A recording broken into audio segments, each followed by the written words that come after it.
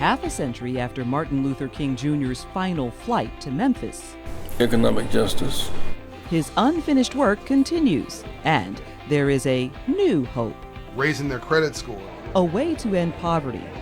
The credit score is sort of the lifeblood of financial success.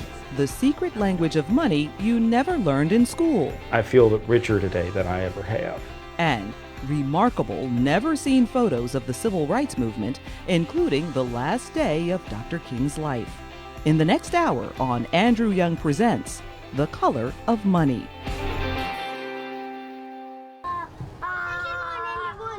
It's no coincidence that Tiffany White's little girl wears a brand new pair of Nike shoes. Started at Nike when I was 18. Tiffany works at the largest Nike distribution center in the world, which means it's also one of the largest employers in Memphis, Tennessee. Even though she makes a good salary, her expenses always seem to be greater. You have a financial problem. Right. At the end of every month. Right. Frankly, it's the same problem I sometimes have, and many of you do too. Tiffany found help unexpectedly in nearby Senatobia, Mississippi, the small town where she lives. At the local branch of First Tennessee Bank, signs promise there's hope inside. This is community outreach, the likes of which you've never seen. Thanks to a remarkable nonprofit organization, appropriately named Operation Hope. How'd you get involved with Operation Hope? Well, my friend, actually, she came to the class and she told me about it and I came. Hope centers like this help people from all walks of life achieve what I call financial literacy, a necessary understanding of money and managing money that's almost never taught in school. With programs aimed at eliminating poverty, simply by raising credit scores. Programs that help people to do it on their own. And that's the budget. We're gonna write down everything that you spend your money on, okay? And I'm gonna go through your budget and I'm gonna just politely with my pen mark out those things that could be wiped out.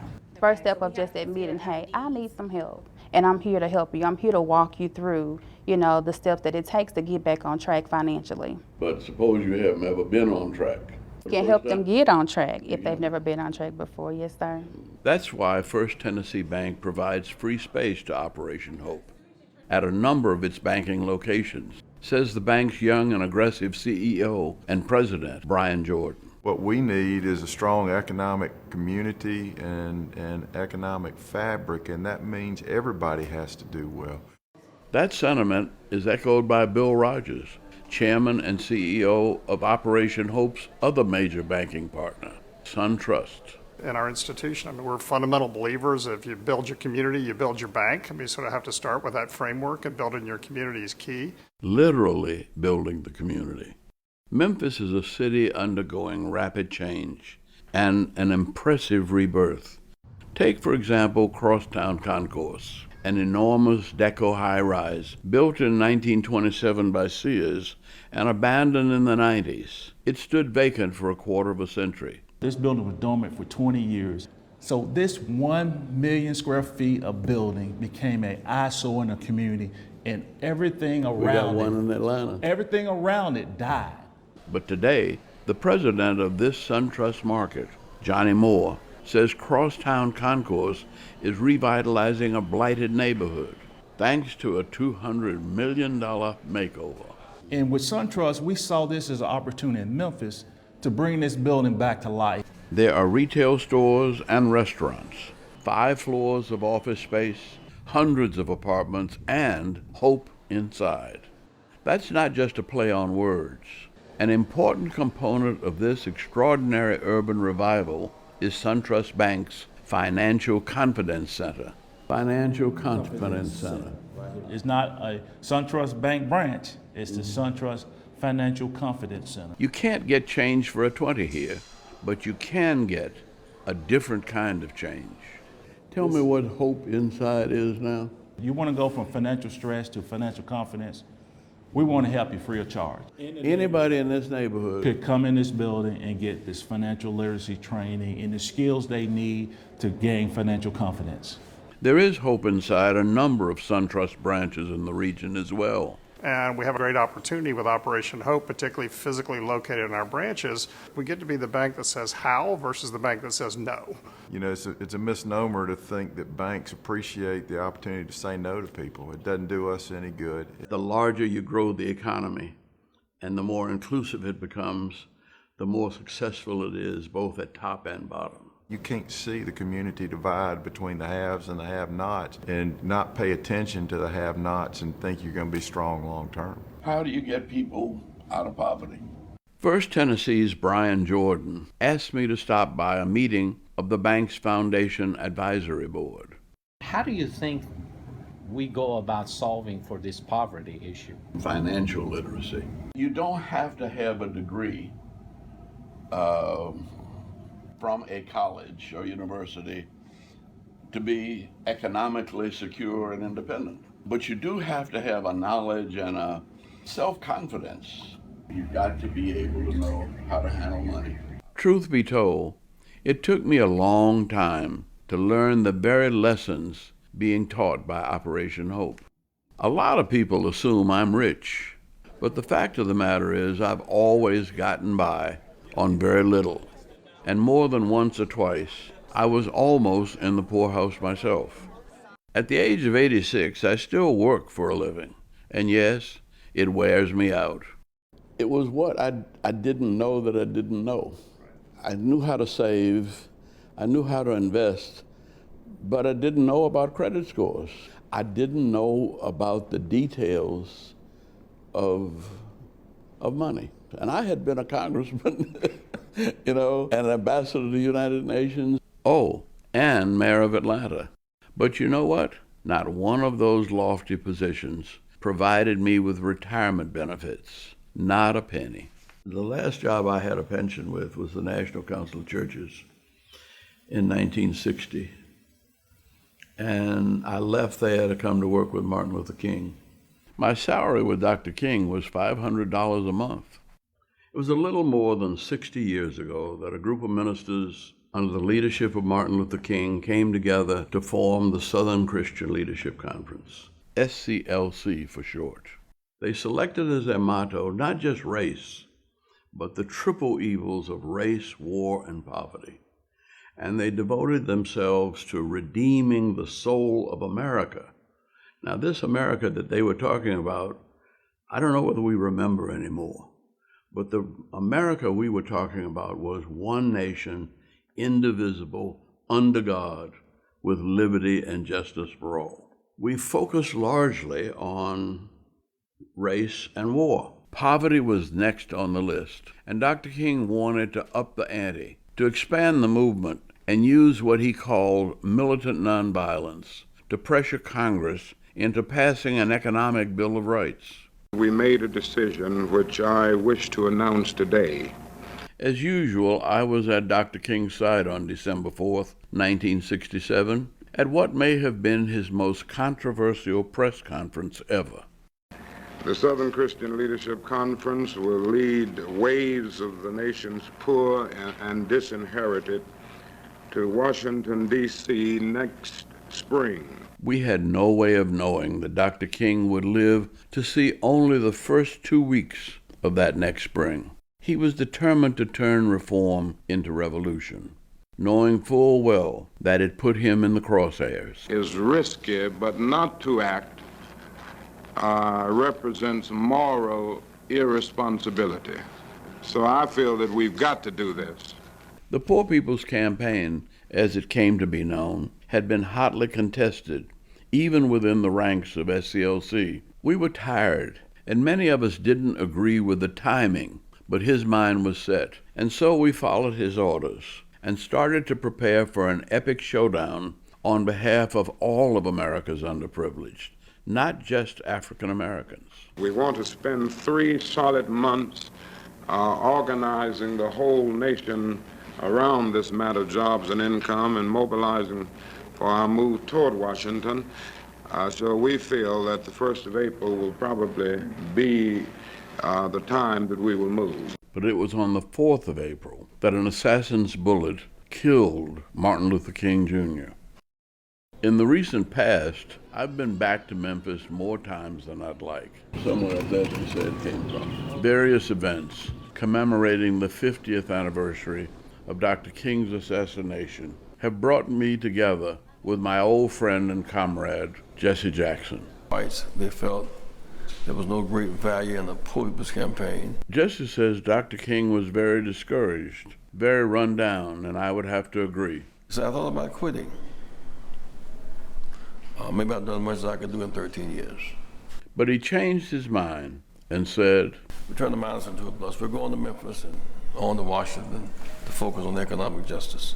He thought Memphis was a great example. He had working, poor people who were sanitation workers, whose work cleaned up the diseased garbage. He was trying to point the movement in the direction of economic security and stability.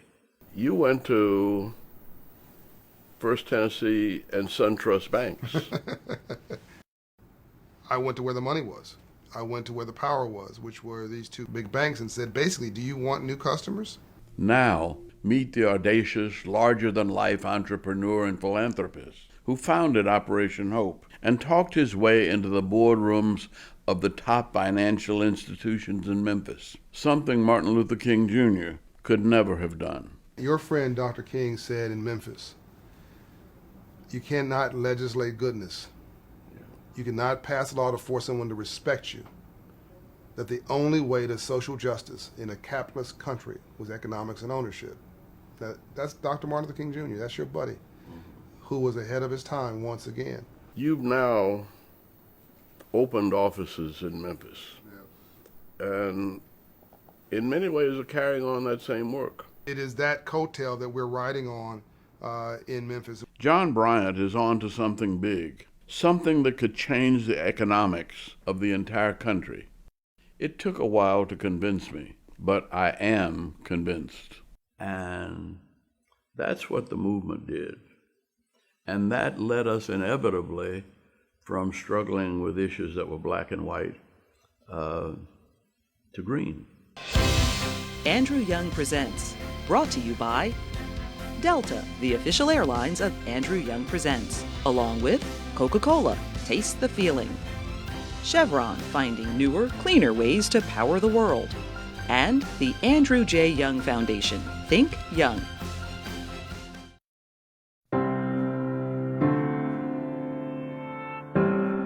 Richard Anderson lives on a fixed income with limited resources, but you really wouldn't know it. Maybe I'm at the poorest point I've ever been in my life financially, but I feel that richer today than I ever have.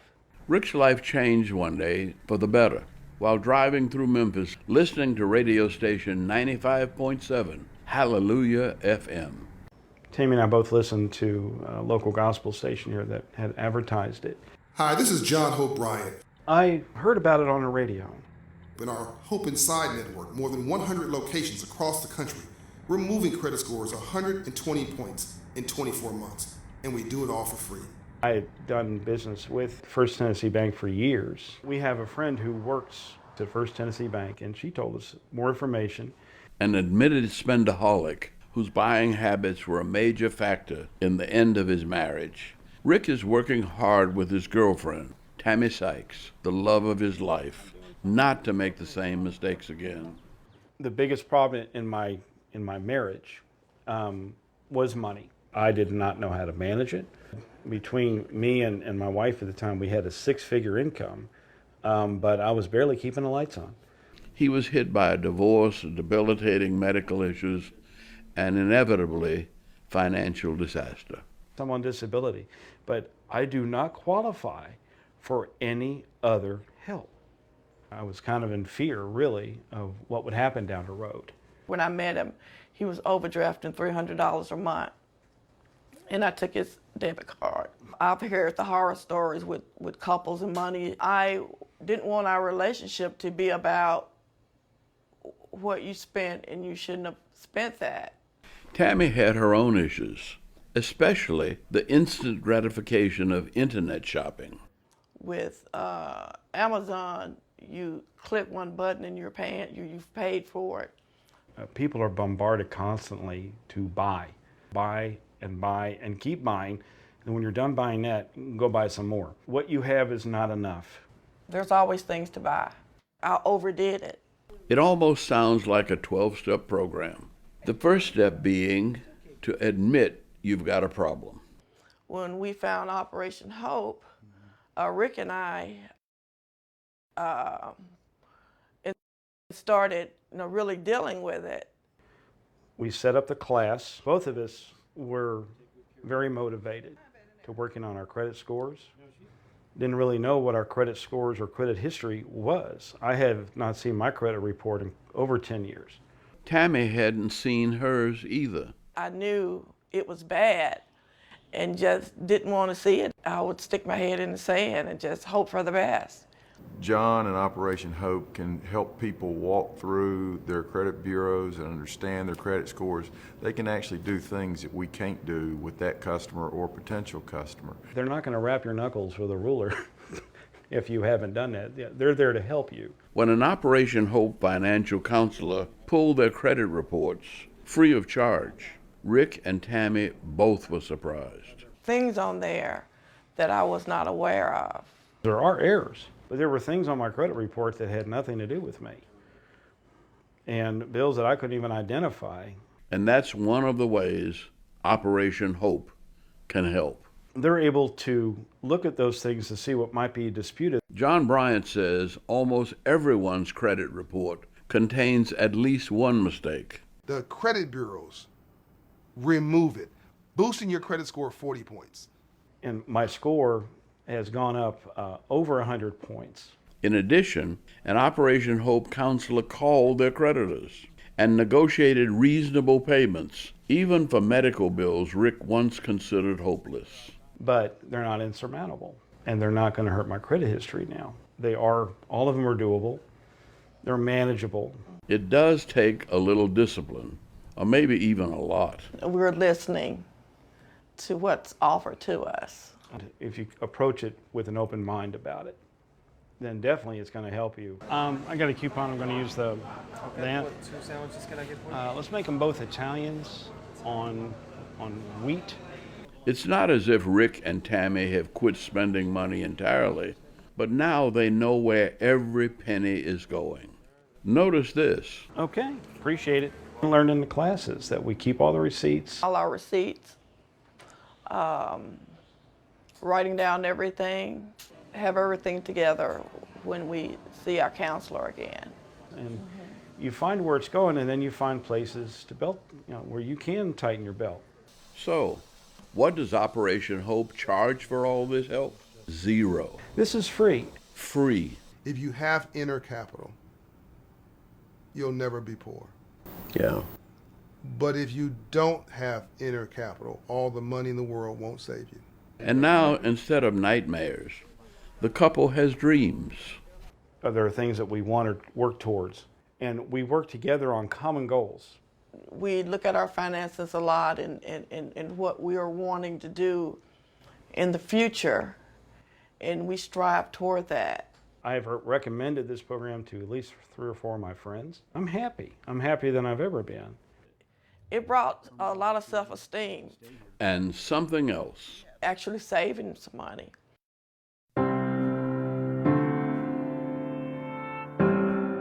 Mason Temple in Memphis, Tennessee, is where Martin Luther King Jr. gave his very last sermon. The Mountaintop Speech, it's called. And believe it or not, at Mason Temple, today you'll find hope inside. What I believe is going to be the Starbucks of financial inclusion.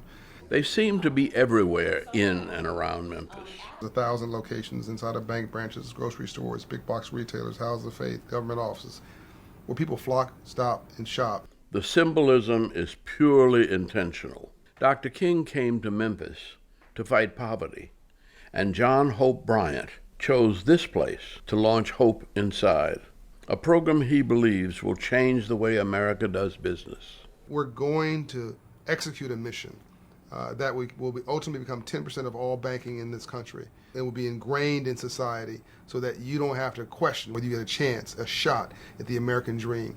It will not be a hope, it'll be a promise. A promise I have come to believe. Operation Hope is not a local, regional organization. The Hope Global Forum, held each year in Atlanta, is a major event that attracts thousands of the country's corporate and political leaders, entrepreneurs, and great thinkers, as well as anyone else with an investment or interest in financial literacy and ideas to make the economy work from top to bottom and bottom to top. Former President Bill Clinton knows John Bryant well and wrote several pages about him in the 2007 book, Giving: How Each of Us Can Change the World. When asked why he decided to devote his life to Operation Hope, John gave President Clinton the same answer he always gives. I didn't decide. God did. We're looking at the fires and looting in South Central. These people are angry, and they have every right to be. Oh, look at that. Terrible. And there's no police presence down here. April 29th, 1992 was in many ways a rebirth for me. Rodney King is no model citizen, but didn't deserve to get his rear end whipped by police officers sworn to protect. Being sadistic. They were on tape, so I figured, okay, Rodney King will go to jail, but those guys are going to jail too. But the officers were found not guilty. Not guilty. Not guilty. Not guilty. Well, I was wrong. And the city exploded. John Bryant was still living in Los Angeles, having grown up poor in nearby Compton. You started your ministry out of the Rodney King riots, and your answer to riots were jobs. How'd you get there? I felt guilty. That's the answer. Guilty because by then, after a few ups and downs, he was a self-made businessman, and by his own description, just a little bit arrogant. I had become seemingly successful. I began to believe if you weren't working, you were lazy. And if you weren't successful, then there's something wrong with you, and get off your rear end. I sound like a lot of my very conservative friends. And I was similarly blaming poverty on the poor at the same time that justice in this case meant just us. John Bryant walked out into the burning streets of South Central LA. The city was still smoldering. The riots were still in full effect. In the midst of this destruction, he had what can only be called an epiphany, a moment he describes as painful, because I saw my own people stripping themselves of their own dignity. Were there people killed that night? There were 50 deaths. There was $1 billion in property damage, back when $1 billion was a lot of money. Somehow John Bryant talked his way onto the board of directors of Rebuild LA, its youngest member by far. I was obnoxiously overconfident. I was 26 years old, and no one took me seriously. But that put me in the room with the other CEOs. That's all I wanted.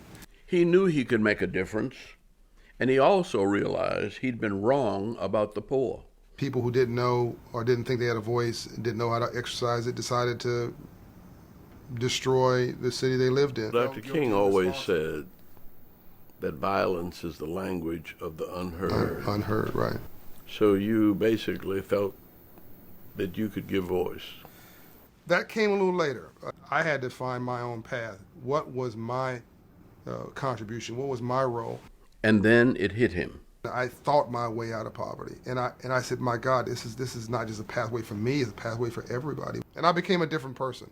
I saw the power of hope. That was the start. I created a letterhead called Operation Hope. My deal, I rejected it. The only thing that got me excited was Not long ago, John Bryant moved the worldwide headquarters of Operation Hope from Los Angeles to Atlanta. Over a quarter of a century has passed since he started Operation Hope, and much of the story of its success and his can be found on the credenza behind his desk. Awards, keepsakes, presidential commendations, photographs of John with some of the world's most famous people. This photo catches my eye. In 2006, we had just met, and I invited John to accompany me on a trip to Rwanda. I wanted to get to know him better, to decide if he was a fast-talking hustler or just maybe the real thing. In his book, President Clinton described John Bryant as, quote, a whirlwind of ideas and action, and that's the truth. He got his first taste of success at an early age, a story I think is worth mentioning. I started the neighborhood candy house in the den of my home when I was 10 years old. I made $300 a week. How much? $300. Selling candy. Selling candy, and put the liquor store out of the candy business. My confidence went through the roof. My self-esteem grew. My belief in myself. Well, if you can put the liquor store out of the candy business, you've done something. Yeah. The problem is not black or white, but green. In Memphis, you know, we have Operation Hopes in predominantly black or African American neighborhoods. We have them in predominantly white or Caucasian neighborhoods. Some of us just didn't receive the necessary, fundamental, basic information about money that others did. The African American community in particular has got to get the memo. The memo happens to be the title of John Bryant's latest book. Money is a language, and we were never taught it. But we never got the memo on money. And as a result of that, you can be the nicest person in the world and still be dead broke. And you can be the hardest working person in the world. Still be dead broke. Since John Bryant created Operation Hope, it has become an effective, top-rated nonprofit that has helped countless individuals. I see you making free enterprise work for the poor. You said something really powerful a couple years ago to me. To live in a system of free enterprise and not to understand the rules must be the very definition of slavery. Yep. It's just everything. It's everything.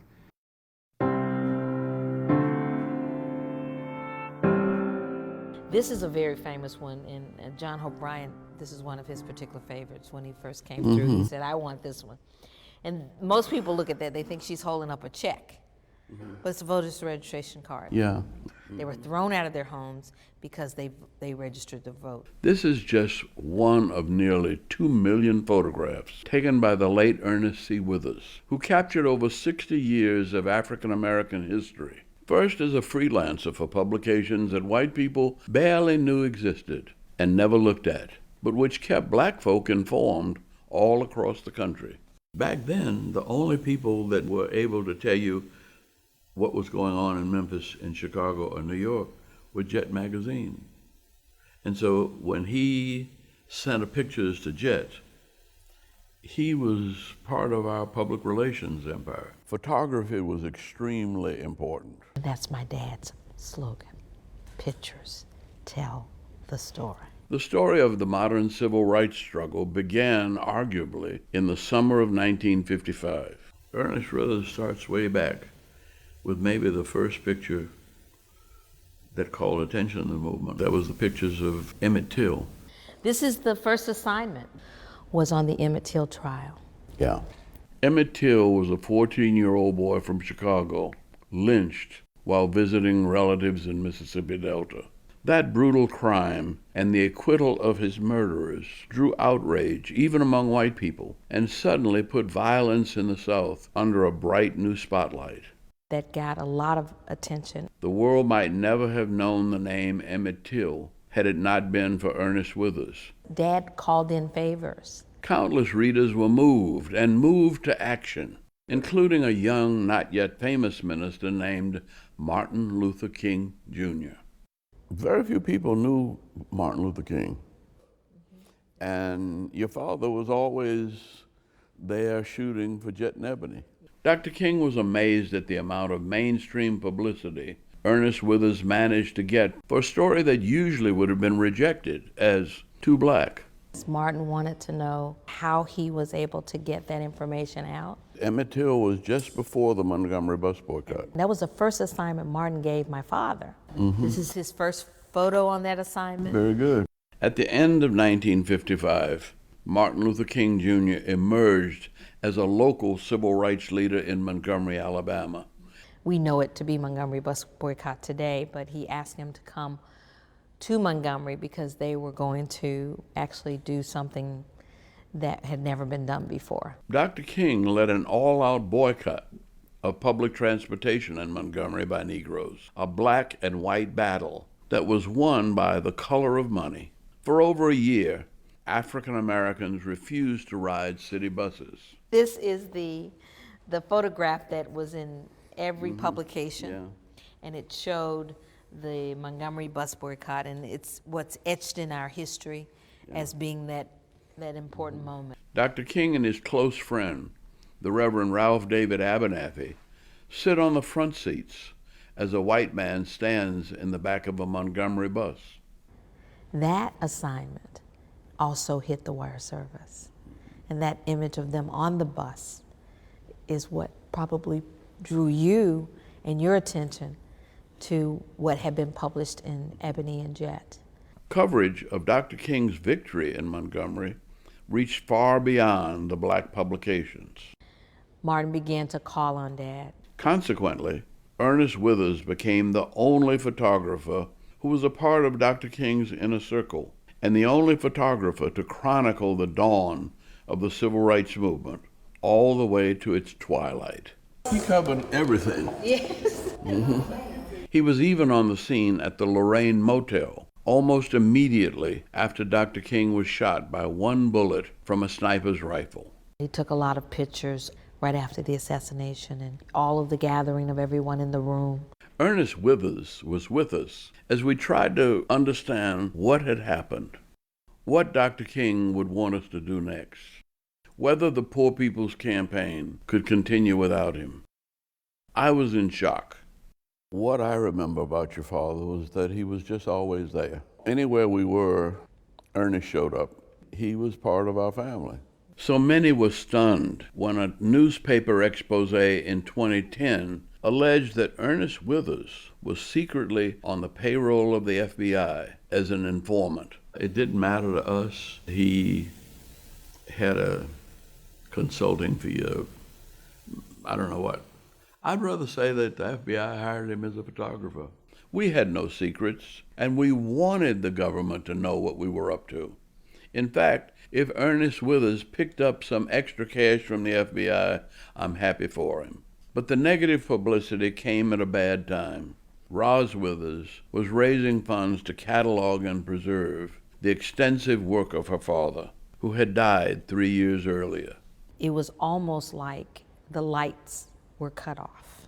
I'm glad that we've gotten over that. Yes. It has not been easy. It's been a very long and difficult road. That long and difficult road eventually intersected with historic Beale Street and part of a $13 billion revitalization project that has transformed Memphis in recent years. Part of it is a museum and gallery that's home to the Withers collection. All the images that you see in here today were taken by one of the top photographers, Dr. Ernest. But there's much, much more here than meets the eye. When they come through the gallery is that they see lifestyle. They see us looking and having a good time, even in the times where we were supposed to be oppressed. There's no doubt that we were oppressed, but we didn't know it. It's like we were poor, but nobody thought they were poor. Yeah, that's true. Roz turned down a small fortune when she declined to sell the entire collection outright. I said, no. We need to give voice to this work. And what a voice it is.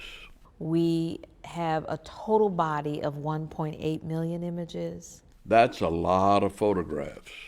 If they say this picture is worth 1,000 words, and you got 1.8 million. 1.8 million pictures time 1,000. That's pretty good. Negatives, most never printed. What do you do when you fill have several rooms at the Withers Archive. When we first moved that material over to the archive, it was just piles and piles and piles of stuff. And we focused on civil rights, and that's what we decided. You know how many civil rights? Yes, to the number. 10,757. We've digitized the entire collection of civil rights. So we'll be able to go back and really look. This is the lady who served him his last meal. These are never seen before images. Okay, let's go to some of his history. Okay. Does that look familiar? No. This probably have seen before. This is a new one. Roz Withers takes me further behind the scenes. This is right when he arrived, his last visit. This is a special project undertaken for Operation Hope. This is a challenge that John Hope Bryant gave us. And that challenge was to tell the story of his last march. In every photograph I see of you and Dr. King, you're looking for threats, opportunities. You're never trying to get his limelight. You let him be him and you were you. When John Bryant discovered the Withers collection, he naturally saw an opportunity. What you guys did so brilliantly was use the media, the lens, to bring justice back into the South. Look at here. Yeah. This one. And I love this one. And that's Jesse. Jesse, yeah. Now that you got these things digitized. Now, we want to make sure that it is shared in a way that it gets to the world. We are telling our history as opposed to someone else. This is a history that is changing the world. What we're doing and what we have is a responsibility. Pictures tell the story.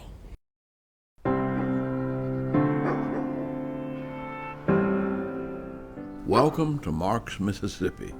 Population 1,551, give or take. In 1968, Marks was the poorest town in the poorest county of the poorest state in the nation. 1 square mile of poverty. From the looks of things, Marks hasn't changed much in the last half century. When Martin Luther King Jr. visited Marks and saw the squalor, the children with bloated bellies and bare feet, he wept. This was the launching point of the Poor People's Campaign. The idea was to draw attention to poverty in America with a mule train, a 4-week-long journey from Marks all the way to Washington, D.C. To help Washington to see that America could not be free until we were all free. Looked like it was around the Poor People's Campaign. There's a lot of photos from Marks. We felt obligated to continue with the Poor People's Campaign after Dr. King was killed in Memphis. But without his leadership, and in the wake of such a great tragedy, we were just heartbroken, and the enthusiasm and energy just wasn't there. The mule train completed its long journey, converging with thousands of other demonstrators at a campsite on the National Mall called Resurrection City. Washington was not brought to a standstill. And this was not the Poor People's Campaign that Dr. King had envisioned. They slayed the dreamer. The dream lives on, and even here in Marks, Mississippi, we see some little struggles of hope. There's something in the air here. I've been here all my life. Something more enticing than many of the smells in Marks. And we aren't the only ones to notice. An outdoor barbecue.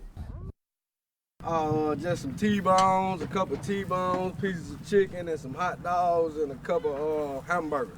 Andrew Young. Yes, I'm Serrano. Good to see you, Serrano. Yes, sir. What you do? Where do you work? I'm unemployment right now. You unemployed? At the moment. Yes, sir.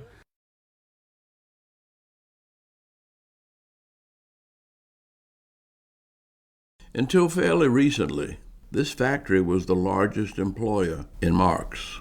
But they closed it down. It was a crippling blow, says Eddie L. Thomas. Well, I worked there a good 30 years, I know. It was real important. It was real important. Because people that was working there, they don't have a job over there now. That just cut the economy bad. Still, there are more poor people now than there were when Martin Luther King died. Now, y'all look like you're doing better now. Everybody's looking good. The Lord is blessing somebody somehow. Sunday worship service at Greater Mount Zion Church of God in Christ. We were led to Marks, and what I've decided to do with my life since then is tell the story as well as I can. Outside the church. Where are you in school, young lady? Ole Miss? Yes, sir. How you like it? I love it. What you studying? Biochemistry and Spanish. Go ahead, girl. Biochemistry and what else? Spanish. But less than 100 miles from Marks is Senatobia, Mississippi. And it was just as poor 50 years ago as marks. But the banks have gone in and made it possible for people to borrow money, to become a part of the mainstream of the American economy. I wasn't in debt too deep. Tiffany White is part of the mainstream. I already knew some things, but some things I didn't know. For this problem, N would equal 5,000 milliliters. So what problems are you having? When I came to Operation Hope, it just gave me that further education for as budgeting, learning about my credit report, how the credit score works, saving, because that was one of my biggest issues, to save. You can save with 2 children? Yeah, you can.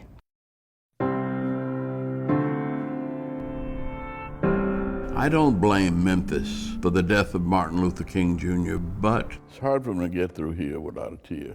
Yeah. It took me a long time to re-embrace Memphis. In truth, this is a vibrant, wonderful, happening city with a meaningful past and a promising future. I actually like Memphis and often sing its praises. Even so, it's difficult for me to return. It's a sacred pilgrimage for me to come to Memphis, and I'm sure you know why. Preaching a Sunday morning service just outside Memphis, I ask a question that weighs heavily on my mind. What has become of the dream of Martin Luther King? People wanted to stop the dream of Martin Luther King, but here we are in Memphis, Tennessee, the place where they killed his body. But Martin's dream is still speaking through these pictures. The dream is still alive. The spirit lives. How are you all this morning? I arrive at the Memphis airport, not to catch a flight, but to commemorate one that occurred 50 years ago. Inside, a crowd awaits the unveiling of a new historic marker and newly discovered photographs taken by the late Ernest Withers. Images that are specific to the airport. A photographic depiction of Martin Luther King's last visit to Memphis. Good morning, everybody. How you doing? Good morning. This event was dreamed up by John Bryant with substantial assistance from Brian Jordan, the president and CEO of First Tennessee Bank. John frequently walked through the Memphis airport, thinking of Dr. King's final visit. I would wonder, is this what it looked like when Dr. King was here? There was no marker to commemorate it. I'm always looking for some symbol, some significance, some recognition. On April 3rd, 1968, at 6:01 in the morning, Dr. King and I boarded Eastern Airline Flight 301, along with the Reverend Ralph David Abernathy and Bernard Lee, and thus began Dr. King's last full day on Earth.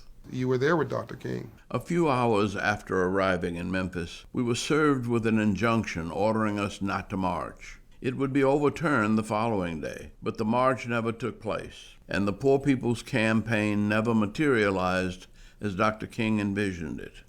It sort of came to an end, it seems, when Martin Luther King was shot here in Memphis. When Dr. King went to Memphis, I think he knew it was the end. And he wanted to be identified with the poorest of the poor, and the sanitation workers were it. For him, that was the unfulfilled part of his mission. You picked up with poverty. After 50 years of carrying the torch, I'm ready to pass it on. John Bryant and Operation Hope has been blessed, and they're reaching down to those, the least of these God's children. You've now opened offices in Memphis. Yeah. And in many ways are carrying on that same work. I see this as picking up where we left off. Every time you say that, I'm uncomfortable.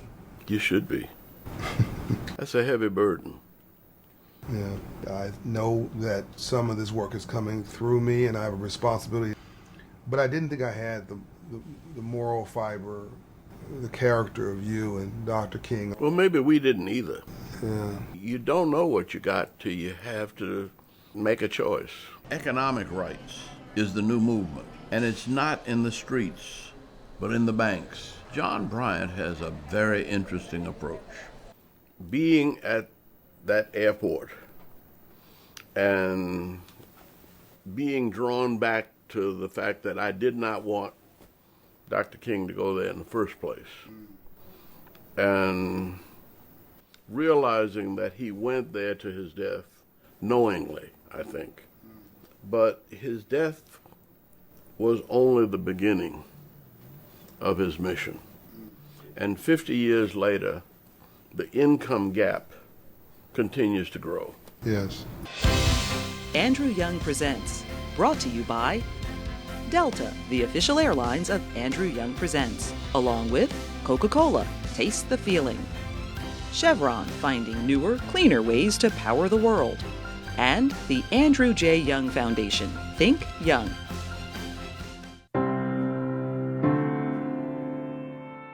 John Bryant and Operation Hope has developed an approach to America that starts with the least of these, God's children, but not by going to the government for a handout or for even an aid, but by working with the local bankers. You all are really what we're talking about. The Bible said the poor will always be with us, and so far it's been right.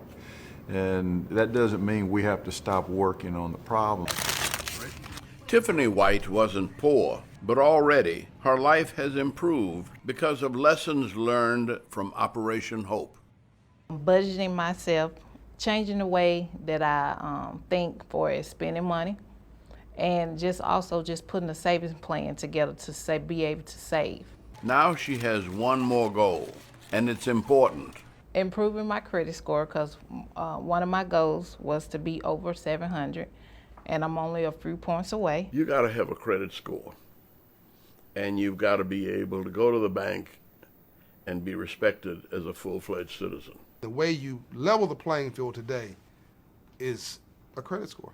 She hopes to become a first-time homeowner, and the bankers want to help Tiffany White and others like her.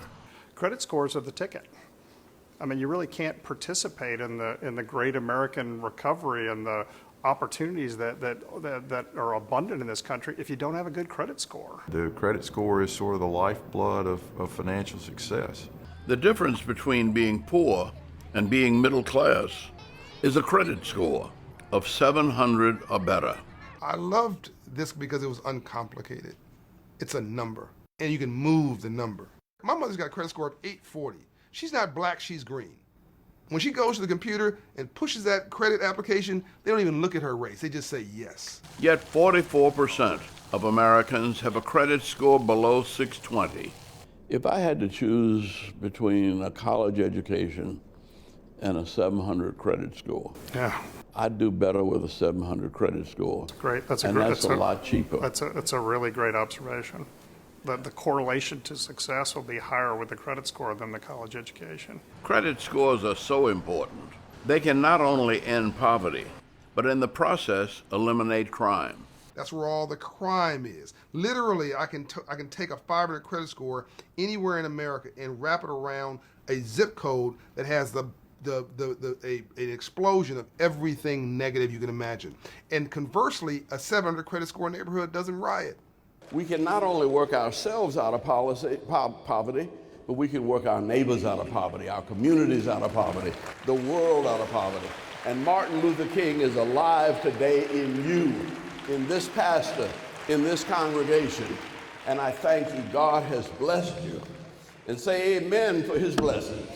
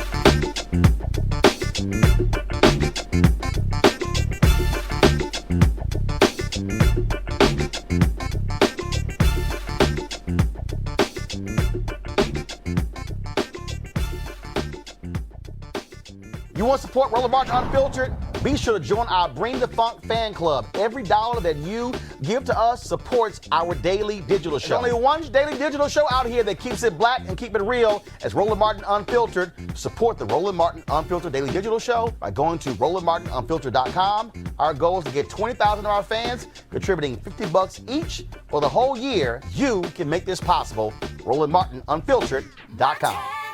Hey fam, want to check out Roland Martin Unfiltered, the blackest show on all of digital, cable, and broadcast. Check out our audio podcast. There's only one daily digital show out here that keeps it black and keep it real as Roland Martin Unfiltered. Press play. You want to check out Roland Martin Unfiltered? YouTube.com/Roland S. Martin. And subscribe to our YouTube channel. There's only one daily digital show out here that keeps it black and keep it real. It's Roland Martin Unfiltered. See that name right there? Roland Martin Unfiltered. Like, share, and subscribe to our YouTube channel. That's YouTube.com/Roland S. Martin. And don't forget to turn on your notifications so when we go live, you'll know it.